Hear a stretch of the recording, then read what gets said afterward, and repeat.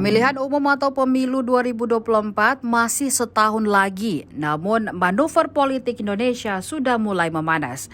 Seakan curi start, Ketua Umum PDI Perjuangan Megawati Soekarnoputri sudah mulai mengumbar janji jika partainya menang pemilu nanti. Akankah hal tersebut memuluskan jalan Ganjar Pranowo menjadi Presiden Republik Indonesia? Seperti diketahui, PDIP sudah mengumumkan bahwa Ganjar Pranowo menjadi calon presiden atau capres 2024 mendatang. Kini Ganjar sudah mulai aktif menarik simpati masyarakat, baik secara online maupun offline.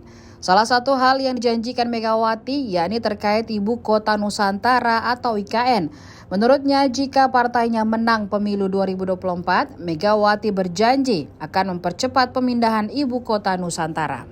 Janji Megawati ini disampaikan saat berpidato dalam penutupan Rakernas 3 PDIP pada Kamis 8 Juni 2023. Ada sejumlah hal yang disampaikan Megawati, termasuk meminta kader PDIP menampilkan Ganjar yang otentik sesuai dengan karakter dan mensosialisasikannya ke pelosok negeri.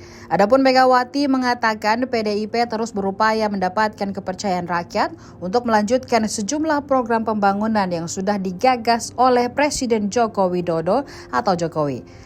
Sehingga dijelaskan Megawati Soekarnoputri, apabila PDIP memenangkan pemilu tahun depan, maka program percepatan pembangunan yang dilaksanakan Presiden Jokowi akan terus dilanjutkan.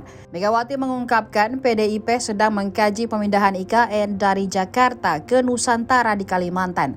Selanjutnya, Megawati juga bicara pembangunan manusia Indonesia yang berlandaskan ilmu pengetahuan hingga teknologi. Hal ini diwujudkan dengan pembentukan BRIN oleh Presiden Jokowi dan ditugaskan kepada PDIP.